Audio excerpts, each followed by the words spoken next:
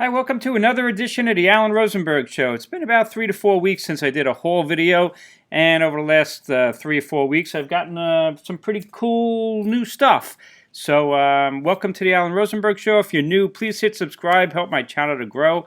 We'd greatly appreciate it. And let's go through some of the new stuff that I've gotten in the last few weeks. I got about 24 CDs, some VHS, which is pretty cool, and a couple of 8-tracks. As you may have seen one of my previous haul videos from 3 weeks ago, I got an 8-track tape player, the original one that I had when I was a kid, and I've been buying a bunch of 8-track tapes. We'll talk about that.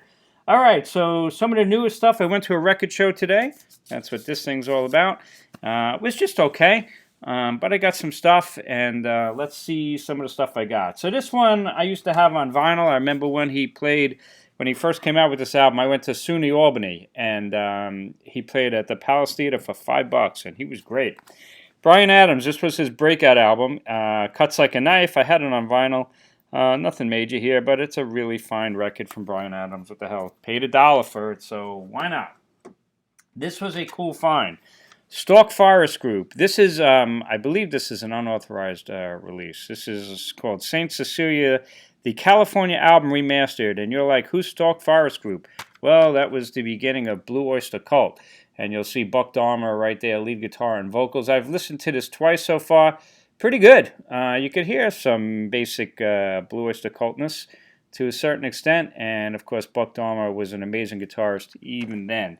So this was kind of a cool find. Stalk-Forrest Group, the beginnings of Blue Oyster Cult.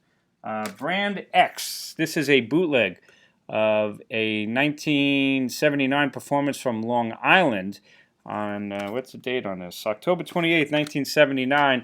Brand X featured no less than Phil Collins on the drums, and at that point, Phil wanted to do some experimentation outside of Genesis, and this was a jazz fusion band, Brand X. They were semi-popular. Some great album covers from Hypnosis. But this is a really awesome bootleg live performance from Live on Long Island, 1979. For $1, I got this John Denver collection. What the hell? Definitive All-Time Greatest Hits. 2 CDs, and it was only $1. I'm not the world's biggest John Denver fan, but nice to have a good greatest hits collection. One of my friends, Denise, a long time ago, I don't know if you're going to see this, Denise, but you told me to check out Fleet Foxes. And I saw this CD for cheap, and because of your recommendation, picked it up, and I will let you know what I think of it. After I listen to it at least 5 times. That's what I do. Got this today at the record show. A bunch of people have been talking about Golden Earring. And of course I know, Twilight Zone and Radar Love, but I don't know too much from them. And I know they have a great reputation, a ton of albums, big discography. I found this today at the record show, The Naked Truth, and this is an unplugged album. I guess an unplugged live album. And considering that one of my favorite Uriah Heep albums is their unplugged album, and I like a lot of unplugged, this should be an interesting listen. So if you know this album, let me know. The Naked Truth from Golden Earring. I found this today for $1, and you know the stuff's going to fall. It's a Beautiful Day, David LaFlame from 1969 or 1970, and we all know that song, White Bird. So I never had this album. Great cover, classic album cover right there, and great song. And I know great musicians, and plays the violin, I believe. So looking forward to hearing that. You knew that was going to happen, right? Well, I've had this album for a long time, The Holy Bible, but I found this, and I got a pretty good deal on this. This is the 10th anniversary edition of The Holy Bible by the Manic Street Preachers. This is 2 CDs.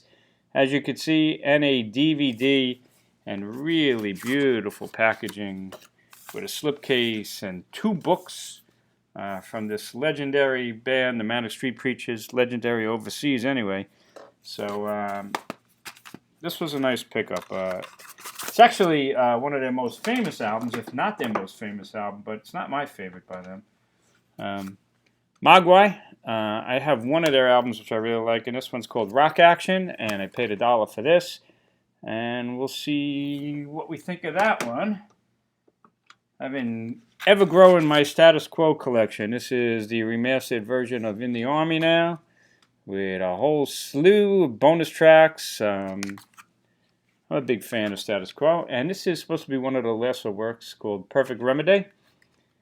And Perfect Remedy right there. We'll see what we think of these two albums from Status Quo. Those I have to listen to. All of these over here that just fell, I've already listened to these. I've gotten these over the last few weeks, and they're already in my database. So I don't put albums in my database until I listen to them at least 5 times, typically. So BDI, and BDI is Oasis after Oasis split up. This is Liam Gallagher, and the guys in Oasis minus Noel Gallagher, of course, was the guitarist, the brother who wrote most of the songs. But this is turns out, different gear, still speeding. I think this is a great album. I actually have some of Liam Gallagher's solo records, and again, he was the singer, not the songwriter. And I also have Noel Gallagher's solo albums. They're really good. Really talented band. I never had this album from Black Sabbath, Past Lives. This is a 2 CD live anthology, and great packaging. And listened to it a bunch of times. It's good. Pretty raw. Great set list, but pretty raw.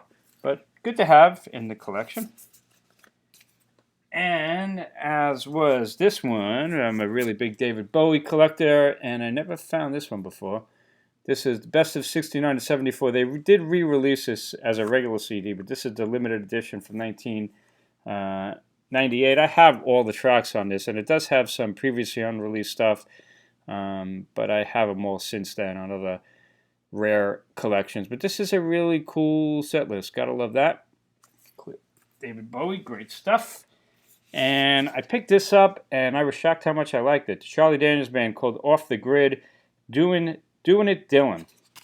Of course, he had a relationship with Bob Dylan. He was a picker in Nashville, and when Bob Dylan was doing Nashville Skyline and Self-Portrait, Charlie was in the studio, and he was leaving, and Bob Dylan said, "No, stay. Who is that guy? I really like him, and he's a really good picker." And Charlie Daniels at the time played on New Morning and Self-Portrait and Nashville Skyline. And so, Charlie owed a lot of his early success in getting known because of Bob Dylan's generosity to stay there in the studio with him. So Charlie did this, album of Bob Dylan covers. It works really good. I mean, it's not phenomenal, but if you're a Charlie Daniels fan, it's definitely worth having. Tangled Up in Blue, good set list here. Country Pie is great. It's all good. Good collection with the Charlie Daniels Band. I'm a huge Grand Funk fan, you know that. For whatever reason, I never had this collection from Rhino called More of the Best, and I have every one of their albums and a bunch of compilations, but this one's skipped by me for a long time. And it's really good because it's got a lot of some of the lesser-known tracks. So those Sally, Take Me, To Get Back In, Loneliness, Are You Ready? Those are classics for sure. But it's got YOU, some of the later stuff from, Good Singing, Good Playing, Grand Funk Lives.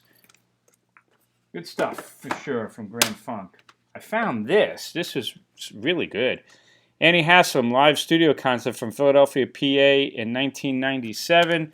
She sounds amazing, as you would expect, and really good stuff. Carpenter the song, but it's got some of her solo stuff on there. A great version of The Young Prince and Princess from Scheherazade. That was a good find.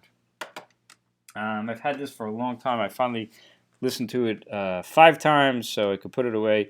The Meters, and I have other albums of theirs, but this was a great Funkify Your Life is a 2 CD collection, and it really covers their whole history.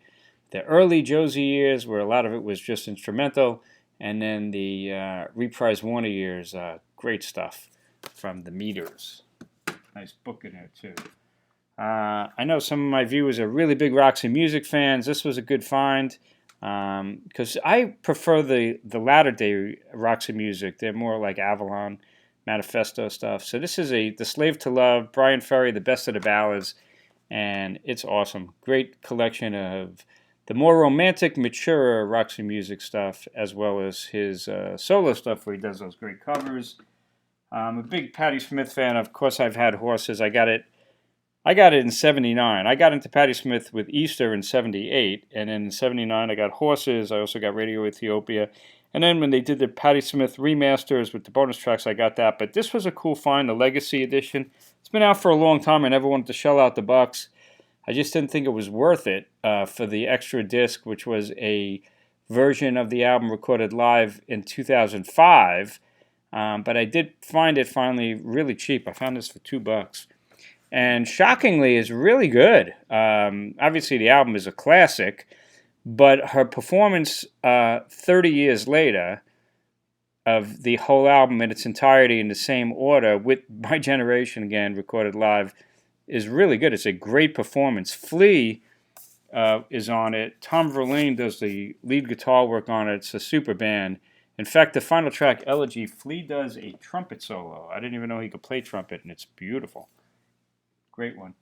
Another Status Quo one that I had gotten that I listened to 5 times, If You Can't Stand the Heat. Another fine Status Quo album. Not great, but a good one. This was an amazing find, Wishbone Ash.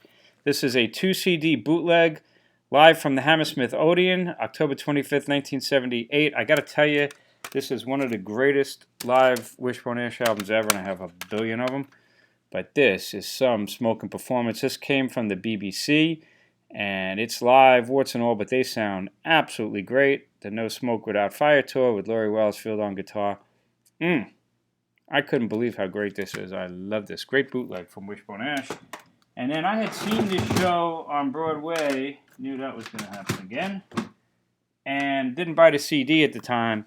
And I thought the show was just okay. But I'm a huge U2 fan. And, of course, you know, Bono and The Edge did the music for Spider-Man, Turn Off the Dark, and I've been looking for the CD ever since. My son found it. He bought it for me, and it's actually pretty good. That song, Rise Above, is amazing. That would be a great, great U2 song. But it's more for completion purposes. What else have I gotten? Well, I got some more 8-tracks. This is a great one. The Rolling Stones' Goat's Head Soup. Phenomenal. My favorite albums. I did a whole video on that album. Peter Frampton, Wind of Change, one of my favorite Peter Frampton albums. And this is what it looks like on 8-track. And this is what the Goat's Head Soup looks like. You'll notice it's out of order because the 8-tracks have a different track listing, which is a really interesting experience. If they played, unfortunately they don't play. This one doesn't play either. So I'm getting killed with these 8-tracks. I keep buying them, but they don't play. And this is Jefferson Starship, a really fine record called Earth, Would Count on Me, Runaway, doesn't play. I'll keep buying these things. This one plays. It's one of my favorite Peter Frampton albums. This is Breaking All the Rules, and this was from the Columbia Record Club, as you can see. This, by the way, if you like Peter Frampton, you need to get this album. It's one of his best. And almost last but not least, I got a bunch of VHS tapes, and we got Aerosmith, Seal, Live Texas Jam 1978. That's a really cool find. Yeah, I still watch VHS every once in a while. And then I got Queen, We Will Rock You. And this is live concert footage from the band. And 90 minutes of their classic hits live in concert. That's a really cool 90-minute VHS. I've been looking for this for years. The Allman Brothers, Brothers of the Road. And this is live from the Enlightened Rogues tour, which I saw. Great tour, and this is a tremendous concert, and not easy to find, this one. Very excited, almost 2 hours right there, of the Allman Brothers live, plus a hotel jam. Great stuff from the Enlightened Rogues tour. I'm not a big Donna Summer fan, but I thought this would be cool. I remember seeing this on HBO when I was a kid, A Hot Summer Night. A Hot Summer Night with Donna Summer, and Tower Records, $29.95. That brings you back, right? And if you like Donna Summer, great set list there. She works hard for the money. I already had this, and I have it on DVD, but I figured on VHS. Pretty cool. Steve Hackett, and live with John Wetton, Chester Thompson, Ian McDonald, and Julian Kobeck. And what a set list. Great stuff, including stuff from the other guys as well. This is a great, great, great concert. Great VHS. And last but not least, I've been looking for this forever. REO Speedwagon in high infidelity, live infidelity. I actually saw this concert, not this one that they filmed. I saw this at the Nassau Coliseum on the High Infidelity tour. Great, great concert. And this is unfortunately hard to find, but a great show. And you could see the set list right there. And they were at their peak commercially. Cool find. Last but not least, I bought this today. I've been looking at it forever. And I will do a special unboxing of this. This is sealed. This is Guns N' Roses, their Appetite for Destruction box set. You got 4 CDs and a Blu-ray and just a mountain of stuff. Appetite for Destruction remastered, B-sides and EPs remastered. 2 CDs of the Sound City sessions of demos and acoustic versions of stuff, including like November Rain, stuff that later appeared on the next album, Use Your Illusion. And then you got the DVD, the Blu-ray, which has a 5.1 surround sound that's right up my alley of the album, as well as the bonus tracks, as well as music videos.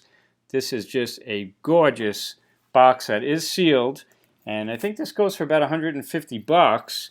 And I got it today sealed for $50, courtesy of my local record store. So the record show I went to was a bit of a bust, so I decided to treat myself.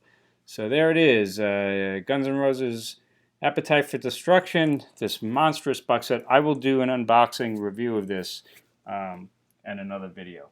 So I hope you enjoyed this unboxing. Not unboxing, my haul video. Again, if you're new to my channel, please, I would greatly appreciate hitting that subscribe button and check out my other videos. And thanks for tuning in. Stay safe, stay healthy, keep rocking. I will see you. The best part of the video right there. Just knock all over the CDs. Always happens. Anyway, thanks for watching. I'll see you on the next video. Have a great night.